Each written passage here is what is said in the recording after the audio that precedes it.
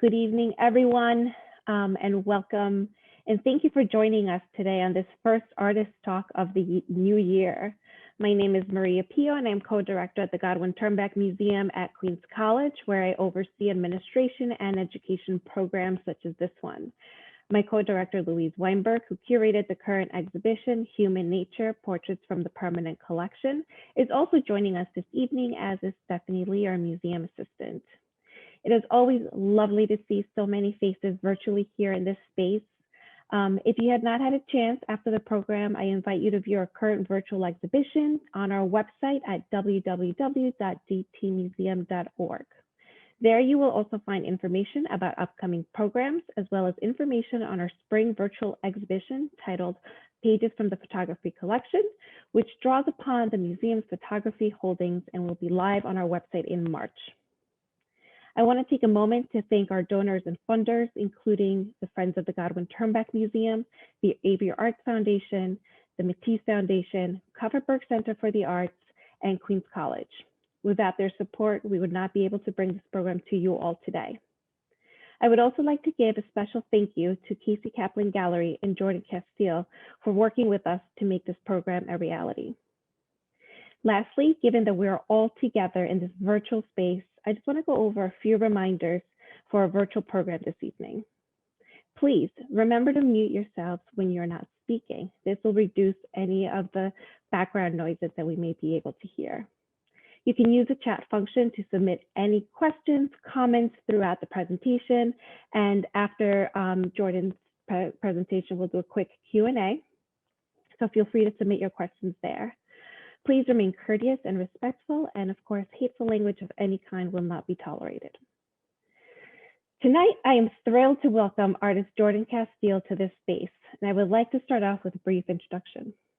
Jordan Casteel has rooted her practice in community engagement, painting from her own photographs of people she encounters.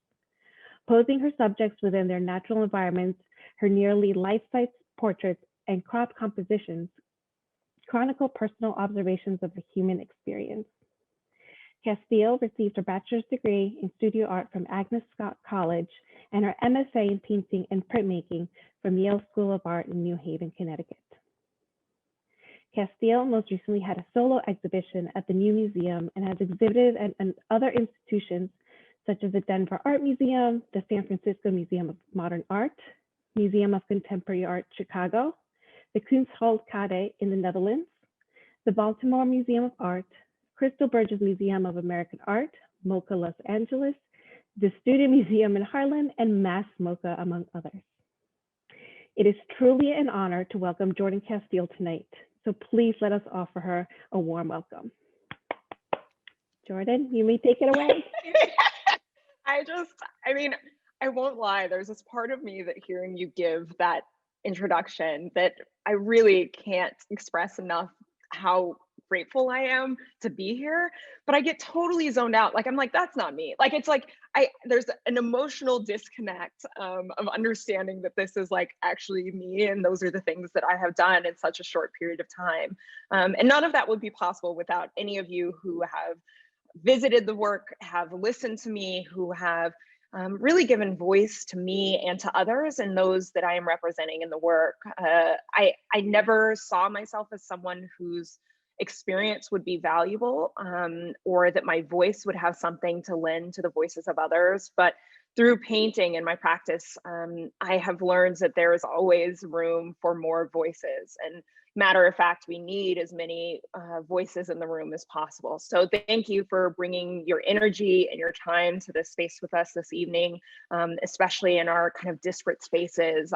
Someone said they're from Denver and I thought, oh, like I can't be home, but like, please put out that love and energy to connect with my family at home. So, and without further ado, my plan for the evening is to kind of share a presentation that I just reconfigured. So you guys are going to be my tester group for this presentation, in the sense that it kind of dawned on me as I was preparing for tonight that I have developed quite significantly in the past few years. And the story that I was telling before, although very accurate, has transformed. And that's the beauty of living, is that our stories are always malleable. They're always, it's a part of this evolution of our journeys. So tonight is going to be me kind of reintroducing where I am in my journey currently. As Maria said so beautifully, we will have a moment for Q&A at the end. So put your questions into the chat. I promise we're going to get to them. She's going to help me kind of navigate that conversation. So reading questions to me, but hopefully we can get as many voices in the room at the end as possible. There's always a point in my own storytelling that I get tired of hearing myself. So without further ado, I am Jordan Casteel. So this is my name. This is how you spell it. It is a common question whenever I'm on the phone with someone is like Casteel, and it's C-I-S-T-C. I don't know. People want to do all sorts of things, but I have no idea where it comes from, but this is who I am. I do always like to start with that, which is the most humanizing for myself, because that is the thing that I care the most about in others. I was born in Denver, Colorado. So the image up here at the top is the lake house that I used to run around when I played field hockey and soccer. And I was an athlete. I don't know. I liked the community of being an athlete, but I hated the exercise. So I was always dreading the days we had to run around that lake with every ounce of my being.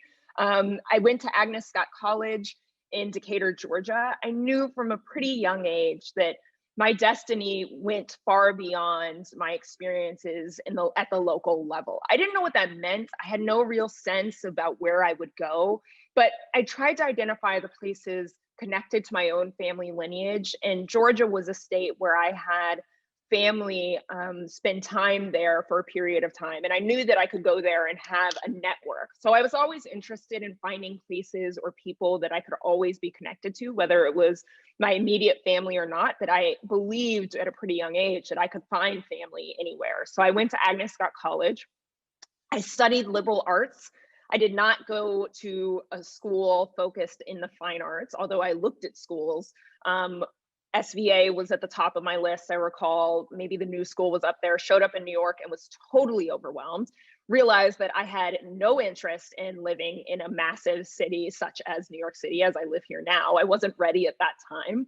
And Agnes Scott offered security. It offered a campus and a small student body that was going to, I didn't know it at the time, but ultimately gave me the confidence to use my voice in the way that best felt right for me. I was brutally shy for many years. So to imagine myself doing something such as this in this moment was nothing I could even fathom. And I really tie my time to Agnes Scott as being a huge part of my sense of identity and coming into my own true self. I did study art, so I got a BA in studio art from Agnes Scott, and then I did Teach for America for a year, and ultimately left Teach for America for a myriad of reasons that are a whole nother conversation in and of themselves. But I decided to pursue education still, and getting an MFA for me was the route for that. It was a more systematic way for me to teach art on a collegiate level. That was my intent in going to Yale. I got there and things changed because all of a sudden I realized I was in a network and in a community where people's ambitions were greater than I had even known were possible. That being an artist in New York was actually a real thing, or in LA. Like, I had no sense that that was anything more than attending, I don't know, the Denver Art Museum. And I just didn't feel a personal connection to that possibility. Once I got to New York, I had the opportunity. My mother would say I'm a little stubborn. So I was really committed to being here. I had no money and no real sense of how I would be able to sustain myself here. So I applied to every residency under the sun, trying to find space or money or support in whatever ways that I could to try to sustain. For my goal was like to be here for 2 years. If I could figure it out for some sense of kind of control, or I could feel like a sense of belonging in any capacity in 2 years, then I had made it. But I didn't know what that meant. And then pursuing actually teaching based off that MFA into original intent has always been a part of the goal for me. And the opportunity to teach at Rutgers University Newark as an assistant professor presented itself, and I went full throttle forward with that. So I'm still currently an assistant professor in the Department of Arts, Culture, and Media at Rutgers University Newark. And it has been one of the best decisions ever. So my practice, I describe as kind of centering around 3 general themes. I am very interested in the breadth of humanity. It's like a super broad term because I'm literally using breath in it. Like I'm just like a broad brushstroke is I care about people. Okay. Like that's the bottom line is I really have always loved people. I've been very curious about people, and that is centered to the practice as a whole. It's centered to who I am, and the practice is indicative of who I am. Bringing the periphery into focus. As I said, I was always brutally shy. I always felt like I was the person on the outside of a conversation or of a space, observing the environment around me. And as a result of my own experiences, I'm very drawn to the people who also occupy similar spaces in their environment. So those people who often function on the periphery or see themselves as being a part of that periphery, or maybe even feel that just internally, I'm usually drawn in their direction. And I want to bring them into focus. I want to kind of give them the light that maybe they wouldn't have otherwise. And then community engagement. You're probably sensing some of that in the way that I'm talking to you now, even though we're not in the same room and wishing that we were. Like, I care a lot about feeling involved in the conversations that I'm having. And that means actually taking the time to sit and stay a while. That doesn't come very often in the culture that we're living in currently. I am very much a millennial. I get it. I'm in it. I'm on Instagram all the time too. But as many followers as I have, that community, it doesn't feel authentic in the way that I crave. So community engagement and actually having meaningful conversations is something I care about a lot. So in a general sense, I wish I had a more kind of recent image of a studio, but this is one of the better ones that I have. And this was when I was a resident at the Studio Museum in Harlem. And one of the reasons that I like this image in particular so much is that I think it captures the whole breadth of my practice and the way that the process evolves over time. So off to the right, you see the color aids are on the wall. There are these kind of cut pieces of color paper on the wall that I use to plan each of my paintings. You can see the beginnings of a painting, the pink painting kind of at the far back left. You can see drawings. I'm generally, my friends always joke that I'm way more clean and organized in my studio than is perhaps typical, but what is typical artists anyway? I'm the kind of person who makes my bed every morning just because it makes me feel good to come home to a made bed. I'm still that way in my studio. I clean up my palette every night because I like to come in the morning with like a fresh slate. It just makes me feel really good. I'm a very methodical painter. I tend to work from like 10 to 6 is my work day. Maybe I'm on my computer from 10 to 12 and I start painting from, maybe I'll have lunch. So I'll start painting from like 1 to 6. I literally just cleaned up my palette right before joining you guys now. But in reality, me being here right now feels kind of late for me because once the sun sets, I'm like done. I was that way in graduate school too. It's just a good thing to know about yourself. I take photographs. So all the paintings are derivatives of photographs that I have personally taken while in the world in some capacity. I started this part of my practice in graduate school because I made, and I'll explain some of this further as I talk about those earliest works, but I was really interested in scaling up the canvases and scaling up the figures so that they were life size or bigger. And in order to do that and to paint people in the circumstances I wanted to meet them at, for me, it was about going to where people are, not asking them to come to me. I know that in many kind of traditional painting, particularly portrait practices, especially if you're painting from life, you're going to invite someone into a set. You're going to invite someone into your space, something that you have prepared that they will stay a long time, or maybe you go to their space and on a smaller canvas, you sit in their space. But because I was really attached to the notion of scale, I needed photography to support the ideas that I had in place. I just don't care about photography. I'm engaged to a professional photographer. It drives him nuts that I don't care about photography. He often looks at my photos and says, can we go back and get a better one? And for me, it doesn't matter. I just need the reference material. I saw a painting in this moment, and I just need to remember that painting that I saw in this moment so I can go back there. I also remember being in graduate school and a critic coming in and saying, you are not you're not an imaginative painter, so get over it. You need to just start getting reference material. And I was like, ooh, okay. But he was right. Like, it was actually dead on. I was like I had this preconceived notion that to be an artist, you're like always imagining the spaces that you create. But my imagination lies within certain constraints. So I just had to know that about myself. This is kind of nice because I'll click you through how the paintings begin and how they manifest themselves and come to a place of ending, if we want to call it that. So they always start with a wash all over the back of like the surface of the frame. It's basically, to me, my way of avoiding the blank page syndrome of like watching that blinker on a blank page. And all you have to do is just get started. I remember someone telling me in undergrad, just like start somewhere. Just even if you're writing blah, blah, blah, blah, blah, I hate this, I hate this, I hate this. That's better than like just letting that thing blink and you're driving yourself. Your anxiety is going to become more problematic than just starting somewhere. So I just cover the whole surface to get rid of my own anxiety and the pressure of like, what am I going to paint? From there, my best friend who works in sales and knows nothing about art says that I just make giant coloring books because I draw outlines and then fill them in, which is basically what's happening here. Like, I've drawn the outline, I sketch with paint. I'm still using oil paint on canvas. Those brown lines are done with a brush. I'm not gridding anything. I'm holding the photograph in one hand. I'm looking at it. I'm kind of eyeballing where the figure will fit in the frame. I work that way, and it, again, to try to attach myself to the essence of if I were painting from life, I don't want to overthink anything. So I'm trying to work with a certain quickness that I'm allowing my intuition to prevail in the end. Then I start filling in.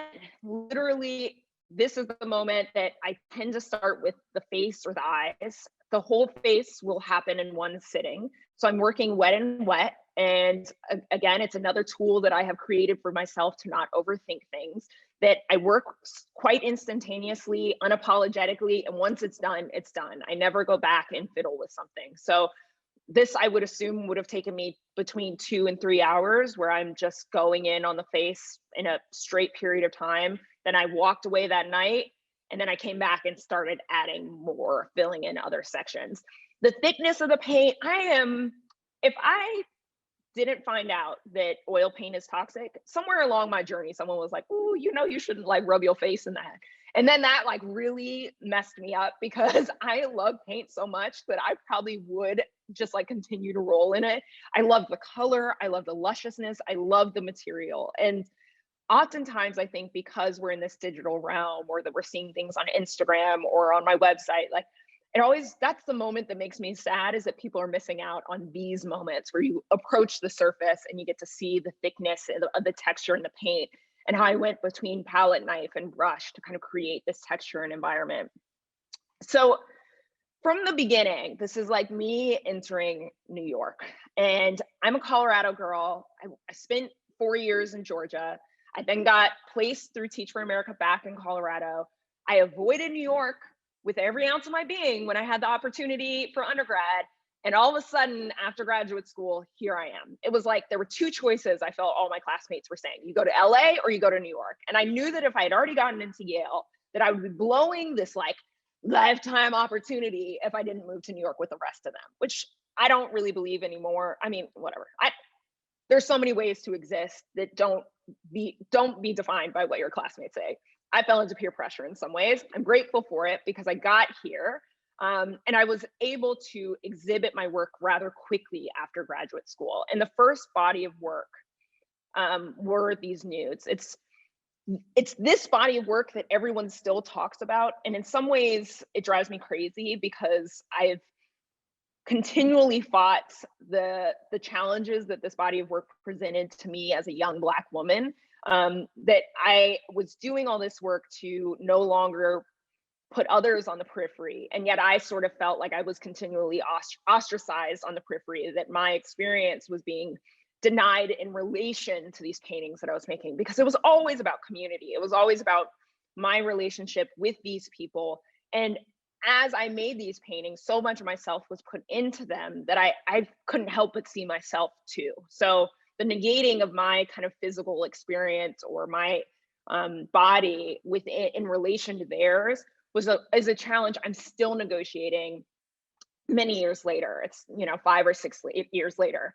But the things I was thinking about was specifically, how do these bodies, particularly Black male bodies that have been historically demonized, villainized, hypersexualized, really treated without respect on a level that I felt was very different than the experience that I personally had felt in relationship to them as people I had known and loved throughout my lifetime. And I wanted to create a body of work that would put the viewer in a position of uncertainty or of questioning of how they approach people. What is it that they decide about somebody in advance? And just challenge them in general. So I was making decisions about color. I really loved the idea that somebody could approach these canvases and say, well, she just paints, well, most of the time they said he, and then whatever. It was like, they just paint Black men. This is a whole bunch of paintings about Black men. And then they would have to look and be like, oh, but he's purple and he's like orange. So maybe like, what, wait a second. Like, I love the idea that I could stop someone in their tracks in their own train of thought as they're making judgments about another person. What does it actually mean? The fact that even people dictated gender on these bodies in very explicit ways, that these were men very specifically, when there's no genitalia involved to indicate anything that would give them a perceived notion of who these people are. I just really wanted people to ask questions of themselves and the way that they were seeing others.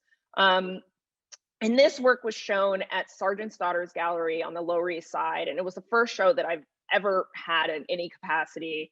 And most of these guys were subjects that or people, some of them, like Jure is like one of my best friends now in the Green. And the first time I met him was the day that I took his photograph for this painting. And now he's a playwright, but they were mostly drawn from the School of Drama while I was at the School of Arts. Somebody told me to go there, and they were right about that, because I went to the business school and they wanted nothing to do with me. Anyway, so from this kind of experience, I was thinking about interiors and relationship. I was making so many distinctive choices at that time because I felt I had to. I felt there was so much historic disregard for the people and the subjects that I was trying to portray that I had to do the complete opposite. I read so much before I made these paintings because I wanted to have an answer for everything. Every decision I made needed to be clear, it needed to be concise, it needed to be made with love and respect and intention.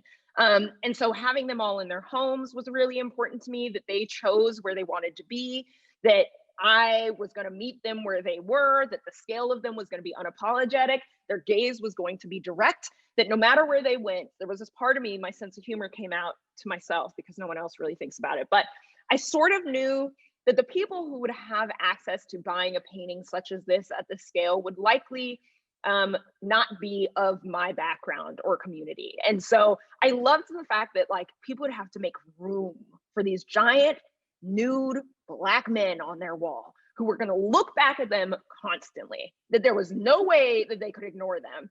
I just like thrived off of that. I felt a sense of power and control that made me very happy in the midst of a world that doesn't always make me feel that way, or the people that I love feel that way. So from that body of work, I was given a question. Studio visits have always been so important because questions emerge that you never consider. And a friend of mine came into the studio and said, well, you know, you're talking about all these people that you love that started this kind of inquiry in this body of work, but you haven't actually painted them. Like, why don't you paint them? So I went back to Denver and I painted a lot of the friends and family members that I had known my entire life and their relationship to one another. So I was looking at relationships between brothers and fathers and sons. I liked the idea of going from one stagnant figure to two. How would that change? It was a solely aesthetic choice, mostly aesthetic choice. I was interested in my own capacity to carry that sense of empathy and sense of self into these paintings with multiple people. Would I be able to kind of keep that going?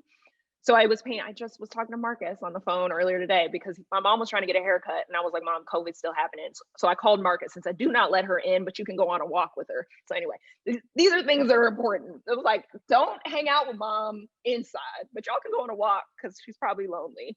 So they were family, they were friends, they're my best friends. They're people I talk to consistently. And again, similar things were emerging in this body of work that had emerged in the news, where I'm thinking about the direct gaze, I'm thinking about the scale, their ability to step out of the frame, so to speak, as being an important part of the process.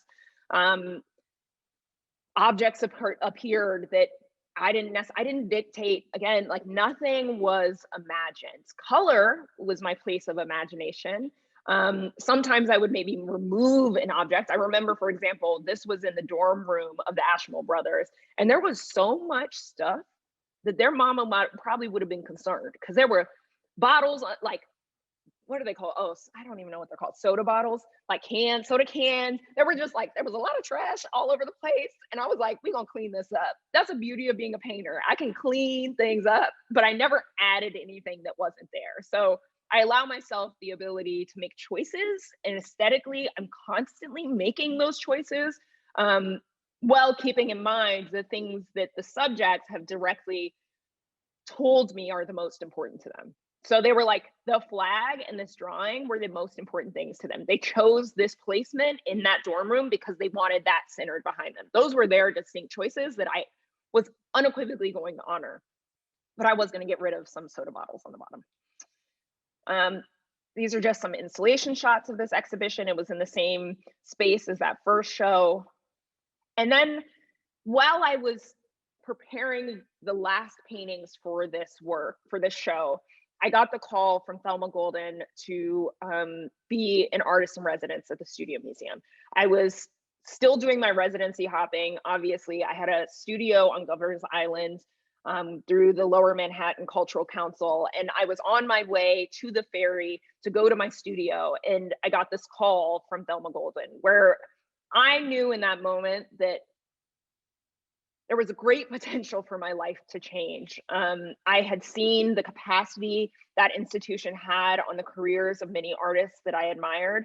And I didn't know what the magic was of that place, but I knew that it would be revealed to me soon. And in getting that residency, I made the choice to move from Queens, where I was living at the time. I was living in Ridgewood, and I moved from Ridgewood to Harlem. I knew that it was a lifetime opportunity that I wanted to take advantage of to its fullest extent. And part of that meant being enmeshed in the community that I was going to represent, so to speak, for that year. And that was a moment where interiors switched to exteriors. There are a few, I'm talking a lot, so I might skip some of these videos just because there are things, but most of the videos I've included in this are available 100% on like Google or online. So this one was done through Art21. And you know what, I might play the first few seconds of it because I do see in action, so to speak.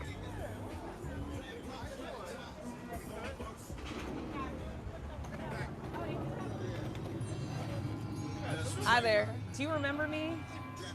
Do you know where Harold is? Have you seen Harold? Do you remember that I painted him? I wanted to show him the painting. I gave him my stuff so he could get in contact with me, but I haven't seen him back out here. Huh? I haven't seen him in a while. Okay. If I ever saw him, then anything like in about a year. I can email or text it to him. This is like 7 foot tall too. It's big.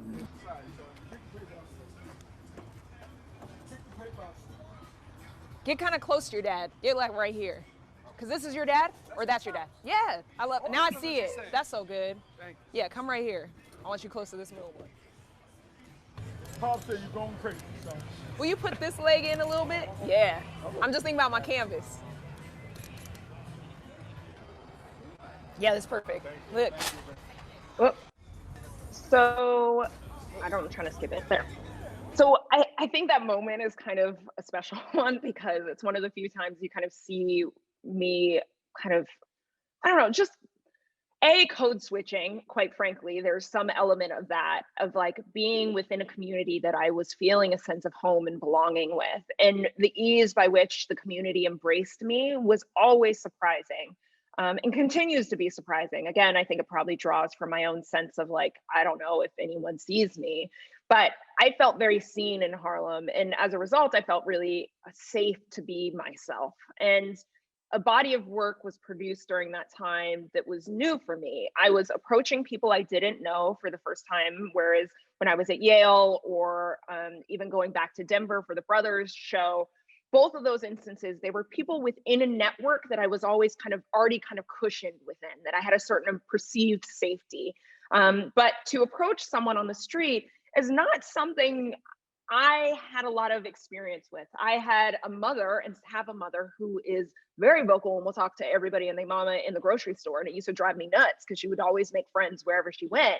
But I never understood the importance of that until I started doing it myself in Harlem, where I started literally looking people in the eye that I passed by every day for weeks before I mustered the guts to just say hello. It's unbelievable the number of people in our daily lives, whether it's in the grocery store or what have you, that we become so entrenched in our habits that we forget the power of looking up and acknowledging the human life before us. And this body of work was really profound for me in that way, because it brought me outside of myself. I had all this fear about being in New York and uncertainty about everything, and it was very me-centered in many ways. But by doing this painting practice, I was allowing myself to build a family in Harlem and in New York specifically that I didn't, until this time, I didn't really feel, although I committed to those 2 years in New York, I wasn't yet feeling a sense of belonging. I wasn't confident that this was someplace that I could adopt as a new home. But James, who was the first person I painted on the left, changed it all. He was so warm to me and came to see the painting, and he brought his wife and we cried, and it was a moment where I was affirmed that the path I was on was right for the moment. I never understand what the path is going to do in the future. COVID has definitely taught us that there's not much we can see far beyond today or tomorrow, but especially in this practice and in this moment, that I recognize the power of making a painting of someone who had also felt invisible in many levels to the world. And then having that painting on exhibit at the Studio Museum in Harlem was profound for me. It was profound for them, and continues to be. I talked to James 2 days ago. He literally has become my Harlem dad. We talk very frequently. Stanley, on the other hand, it's kind of funny that I paired these two together, because Stanley wanted nothing to do with me. He was kind enough to say yes. What caught my attention the day that I photographed him was the way that he was sitting in shadow in front of this barber shop, and behind him it says "Stop Police Terror," and it has all these images of people who died to police violence. And he was just casual. The dichotomy and the juxtaposition of that poster and this young man sitting beneath it caught my attention, and I introduced myself. So he said yes, but we didn't have the relationship evolve the way that it did with James. Charles, once I started photographing people in the community, I got known as Painter. Everybody on the block would refer to me as Painter and pass me off to one another. So my mother joked, and my father, both of them came to visit at different times. And as we walked down Lenox Avenue, we would get stopped every 2 feet, kid you not. We couldn't make it anywhere on time because people would stop me and want to chat. And I knew it was bubbling with this energy of community that was unlike anything I had had in my life. So Glassman Mike introduced me to Charles. I didn't want to photograph Charles this day. I was trying to get somewhere. I was like, Michael, I'm trying to get on this train. He was like, trust me, you're going to love this. And then I hit the corner and I saw Charles sitting there. And there's one of those moments where the seas part and you're like, if that's not a painting, I don't know what is. This man sitting there was so regal.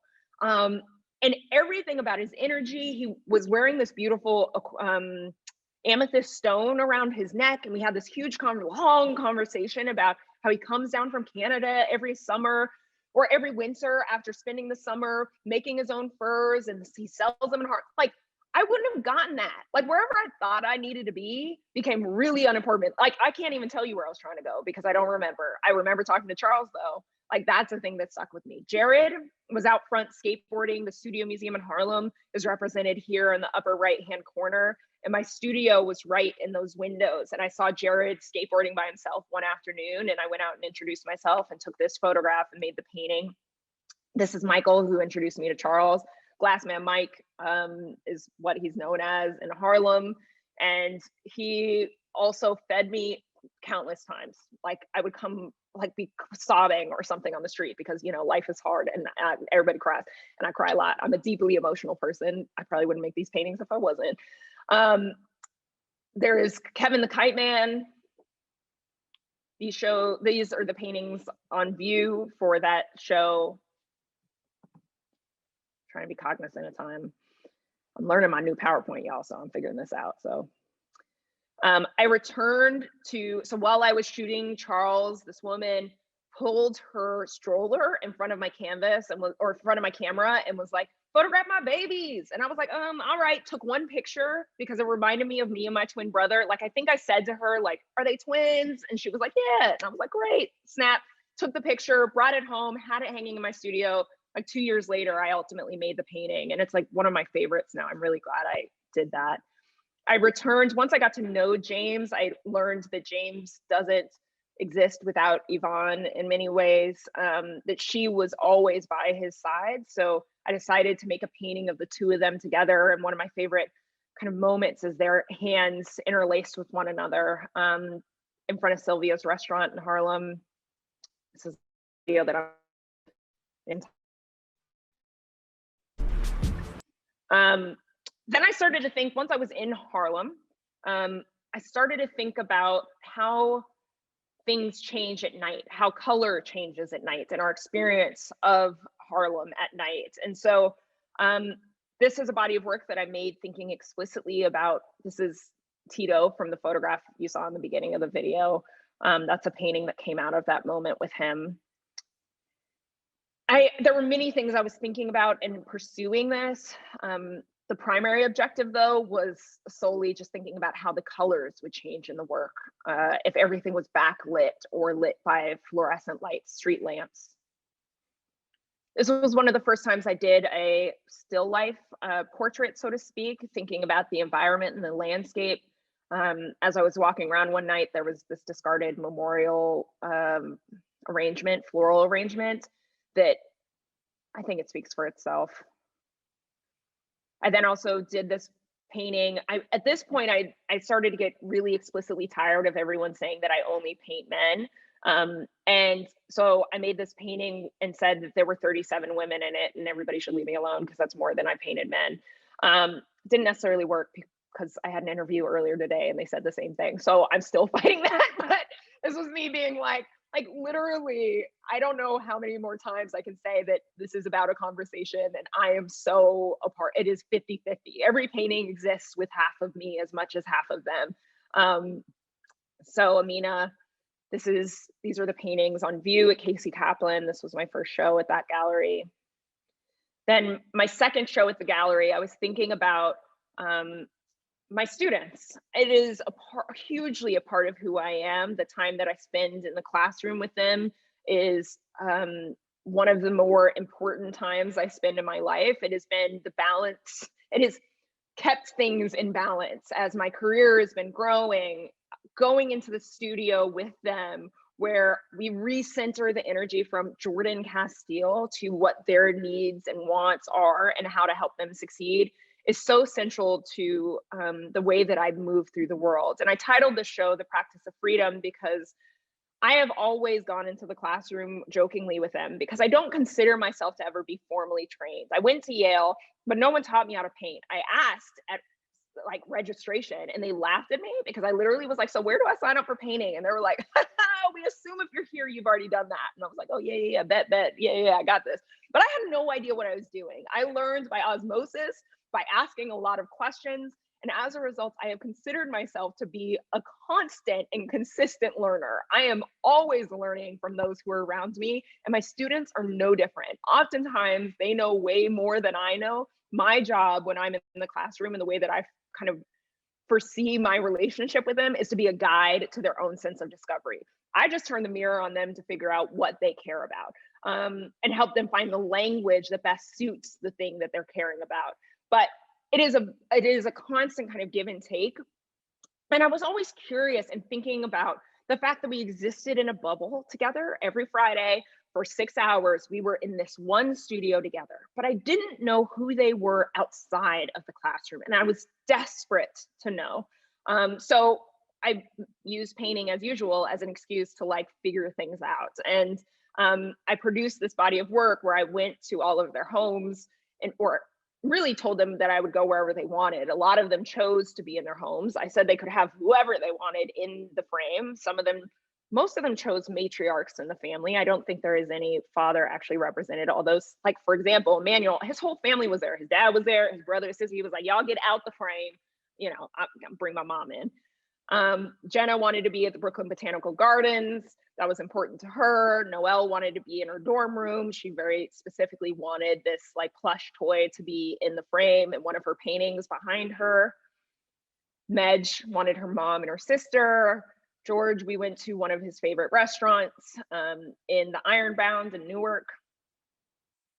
What was nice was returning to interiors again. I forgot how much can be spoken through the things that are around us, that those things can tell a story in really explicit ways. I also had a sense of knowing with them that didn't exist until after this experience. It makes me just like wish that home visits were always a thing. Like, I think no matter where we are, we should just like go to each other's homes way more often. I want you to go to everyone's home / be invited, but you know what I mean.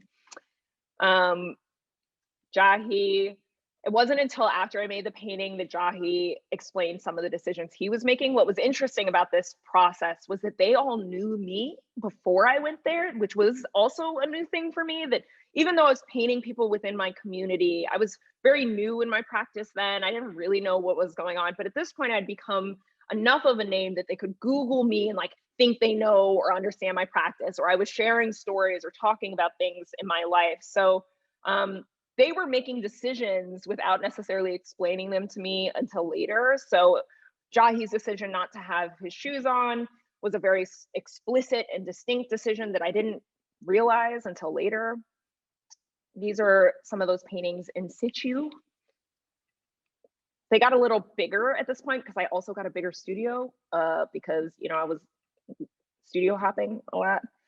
So I finally kind of got the means or the ability. I got a bigger elevator. Suddenly there was a freight elevator available to me. So it made slightly bigger paintings. I was always making these smaller works, and maybe these were kind of really on view there. But in this section, again, this is the Highline mural on art piece, but you should definitely check that out if you haven't. But I started thinking about, again, the broad brushstroke of the community. So surely somebody that I was seeing, well, COVID stopped, but was the masseuse that I saw once a month locally. Benyam is my favorite Ethiopian spot. And in the background, like, I'm leaving little nuggets to myself. There's Harold in the background of that because they had the postcard from that show. Falu, I painted her twice. So she's in Bay Falls and then painted her by herself. So inside Sylvia's restaurant, that's actually my aunt in the corner, but I didn't know until I was making the painting. Like, she was given some award at Sylvia's like 20 years ago. And there was a photo of her literally behind these people. And I didn't realize till after I came back to the studio. But the smaller subway works or crop paintings, as I often call them, became a way to get people out of the headiness of the point of my paintings and into my painting. And for me, it was an entry point into loving mark making again and thinking about the relationships between color, shapes, and forms, and tell more pointed kind of stories or moments.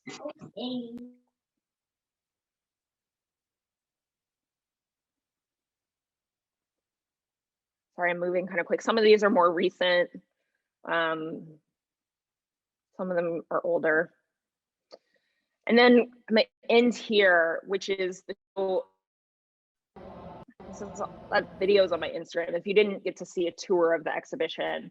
But to have a show in New York on the scale of having 39 works at 30, I think I turned 31 2 days before the show opened. So as young as I am, in this place that I was deathly afraid of to adopt me in, this felt like the literal kind of homecoming or embracing that I longed for. that many of us do. And I feel really lucky to have had this opportunity to see paintings again, because all these paintings have been scattered all over the country and I hadn't seen them in a really long time. And B, to kind of think back about what the journey has been. It was the first time I really explicitly saw the growth of the practice. Even the evolution was something that I felt, and that journey that I described in the very beginning was something I knew was occurring. But sometimes it's like in that scrapbook, like that you're like, oh gosh, I forgot I used to wear my hair like that. But you still see yourself in that, but you also see how you've grown or changed based off of your location or whatever it might be. So I feel really grateful to have had this experience. And yeah, did I nail it? Nailed it. So this is like the finale, me with James and Yvonne. I went around to every painting of people that I like knew in the show or know, and sent them all selfies the last day that I went, with my mask on, because that's the life we're in now. So obviously I'm looking forward to kind of digging into questions. It's a lot I just threw at all of you. I could have given 20,000 more stories because I have them for days, specifically on the people. So yeah. Thank you. Thank you so much, Jordan. Of course. Virtual round of applause to you. Yeah. This was so wonderful to hear you speak about your work, about sort of your journey, which is really, you know, we tend to see things hanging on, you know, either on like gallery walls or museum walls or even virtually online. But we oftentimes forget about sort of, you know, how did we get here? How did the artist get here, right? What is this sort of, what was the process like? And I think that's so important because you could see that sort of emotion really embedded in a lot of your work, which is wonderful. I want to encourage anyone to please pose some questions on the chat. If you feel up for it, you can unmute yourself and ask a question to Jordan herself. I'm going to start looking now through the chat and see if we can get some, see if there's any questions there. There's a lot of wonderful comments. There's, you know, Alex Lopez has said, you know, a lot of your work is beautiful. He was speechless. Fred Hansen, nice. You're literally speechless because you're silent right now. You're muted. Yes. You've left him speechless. There's a comment from Fred Hansen, nice background details on the paintings, which we definitely got to see, which is, yeah, it is wonderful. It's sort of like an exploration, right? So you're looking at these sort of huge, like really large scale portraits. You know, you're looking at these people, you're connecting with them, but there's also so much more in the background that I was trying to look at too myself and see, you know, really explore it, which is wonderful. Again, we have a comment from Arnold, says, you know, love the way that Jordan reveals her methodology and approach to painting. And this is similar to how our portrait exhibition currently at the museum, or virtual exhibition, our curator has revealed sort of her method of curating too. So, you know, definitely shares the similarities there. Let's see, incredible work in the stories from Anna Adler. We thank you for that. Let me see if there's any, there's so many people that are inspired. Mel Lopez said, I never thought about how artists 50-50, so artist and subject. Which is definitely, you know, a really sort of good understanding of how you, like you said, you approach your subjects, even though you were sort of painting these Black male nudes, you know, it's still, you're still you as part of that as well. It's not just, you know, this is it and that's, there's nothing else behind that. Okay, I have a question from Amy. Were there any surprising responses from your subjects, good or bad? Oh, that's a good question. It's, you know what surprises me the most is how positive they usually are. Like genuinely, like I'm always holding my breath the moment that a reveal takes place, because I'm anticipating like grave disappointment or critique or some stylistic, like, oh, you didn't get my elbow the way it actually looks, or something, I don't know, anything like that. And my fear is based in the fact that I want people to feel seen. I want it to feel that they see themselves authentically portrayed, even in knowing that it's me as a filter, right? That it's coming through my experience and then being regurgitated onto the canvas, that they're acknowledging from the moment of their consent that they're kind of handing something over to me, that they trust me enough for that is like mind-boggling. But the story that I tell most frequently is the moment that James saw his work for the first time, because that was the moment, as I described earlier, that it felt clear to me that I could have more of an impact than I realized. It is so silly. Like, I literally like cry every time I even like think about it. But what his wife said to me distinctly was, thank you for seeing him as I've always seen him and known him, and sharing that with the world. As she's like, this woman, she's never met me before. She didn't know me from anybody. As James said when he saw the painting, was like, I thought this was gonna be a little drawing or something. Like, I didn't understand. I was like, I told you I was making a painting. He was like, yeah, like I heard you, but you were like little painter on the street. Like, I didn't understand what this thing was gonna be. And so that moment in front, that reckoning with oneself is a difficult one. It is overwhelming. It's even overwhelming when I just recently finished a self-portrait, and that experience was also overwhelming for me. And my partner was joking this morning. He was like, should we start turning that painting around yet? Because I have been getting like kind of stressed out looking at myself all the time. So it's hard to see yourself in general. I think most of us would say that. It's even harder to see yourself through someone else's lens. But there's a lot of trust involved in that I deeply respect and honor. So I don't have any like bad stories per se. Like, no one was like, take this down, you know. Mostly it's been real love that sparks real relationships. Like, I literally am texting and talking to these people all the time now, because I want them to know where their painting is at all times. I want to know how they are. I say to them when I approach them, like, you're not going to get rid of me. But I don't think all of them fully believe that. But I'm pretty serious. Like, you can't shake me if you try. So unless you really want to shake me, and then I'll respect that. But, you know, I will keep coming back.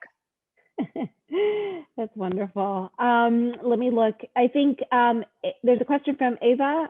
What has influenced your style? One of the things that I saw as a curse when I was in graduate school was that I didn't have that formal training, that I hadn't been kind of taught how to represent atomically a body. Like, I didn't have a knowing of that, or that in my back pocket. But I have found that actually that naivety has been the greatest influence on my style, and the greatest asset to my success in many ways. The thing that I realized in graduate school was everyone was trying to unlearn all the things that they learned in order to find themselves. Like, the time spent in graduate school was like to find oneself after having spent their entire lives being trained to do otherwise, to do as the old masters had done, and do like somebody else, to paint portraits of other people. But I do think that the influence of my style comes from a very authentic place that I haven't always been confident about. Quite often I am not confident in, but it has allowed my voice to emerge uniquely itself. But there are things that I care about and look at, and I'm always absorbing. I'm reading a lot. I'm looking at the work of other people. But I think being naive supported my influence mostly.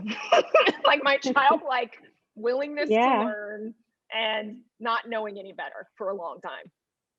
Absolutely. Thank you. There's a lot of questions, Jordan, but I'm trying to go through them. I'm sorry if we don't get to your questions, but let me try and get one. I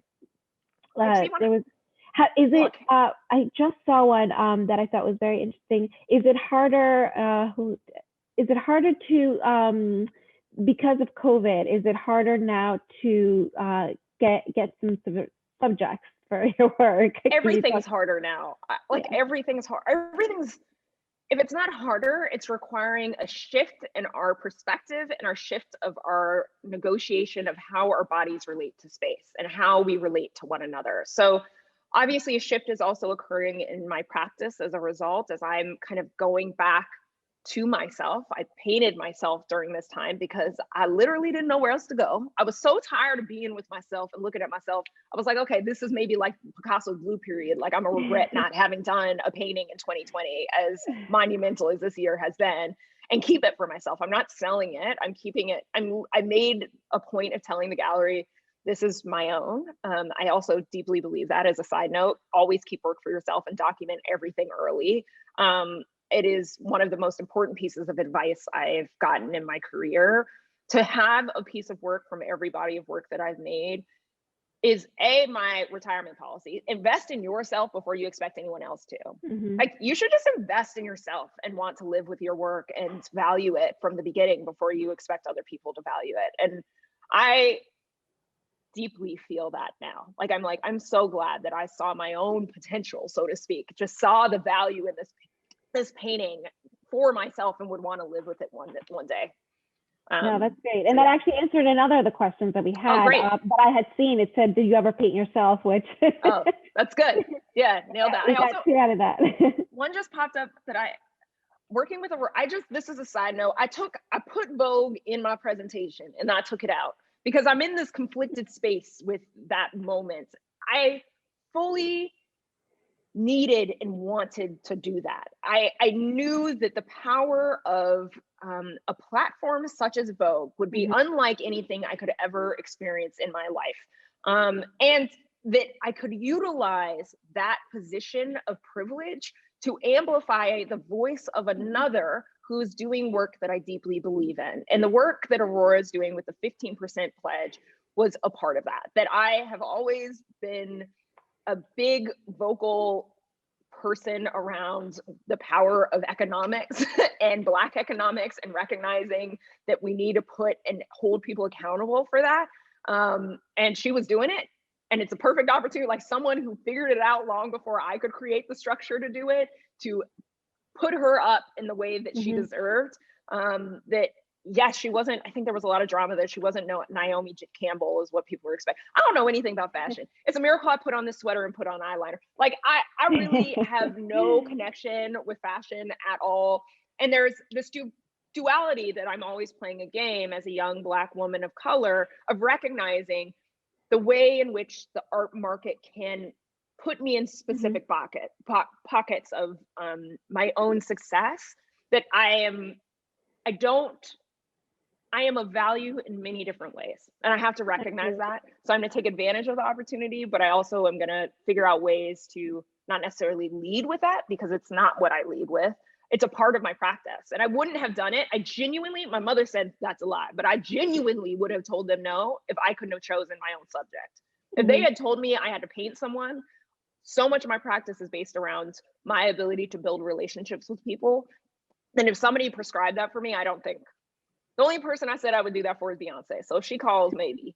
But if it's not Beyonce, then. That goes hand in hand. I mean, like you said, sort of seeking sort of that understanding and representing other voices, which, have been silenced. I mean, till this day, we're still struggling with that. So I think your intentionality of understanding the kind of platform that Vogue is and what it can lead to, I think can definitely be, a force for change. Absolutely. And I did paint Barack Obama, but he was also on my short list. It's like Beyonce, Oprah, and the Obamas were the three people that I've always said that if they called, fine.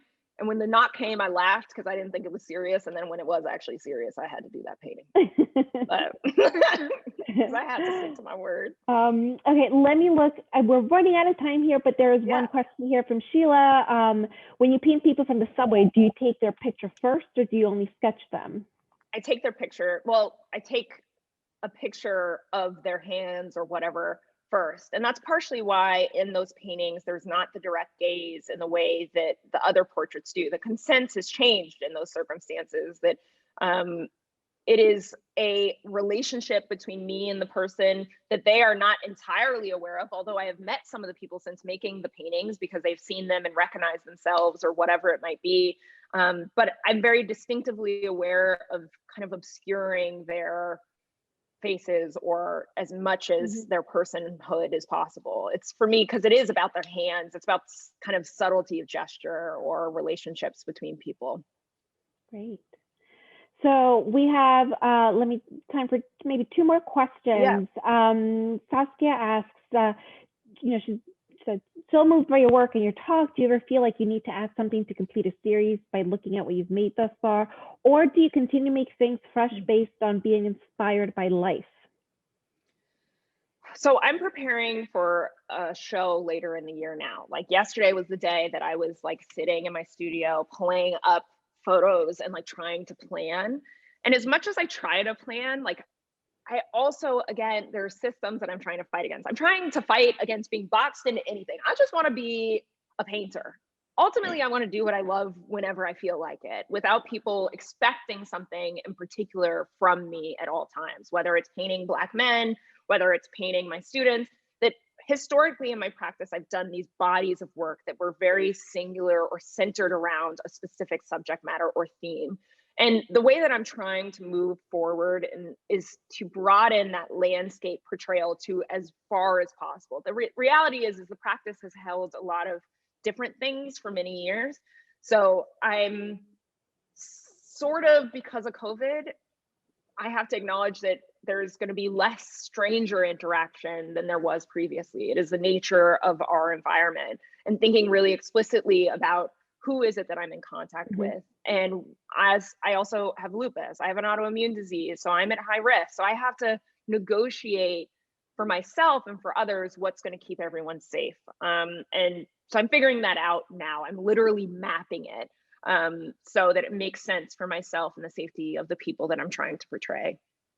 Wonderful. Excellent. Well, I think, I mean, there's so many wonderful messages here.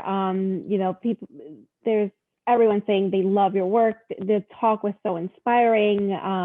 Thank you so much for sharing your passion.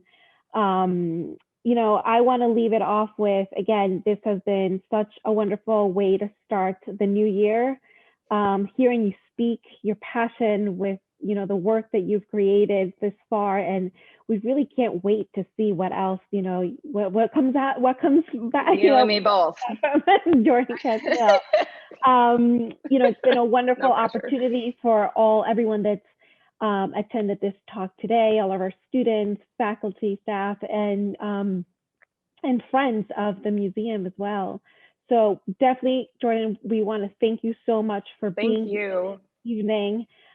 This has been such, again, wonderful time spent together, even though we're in the virtual world.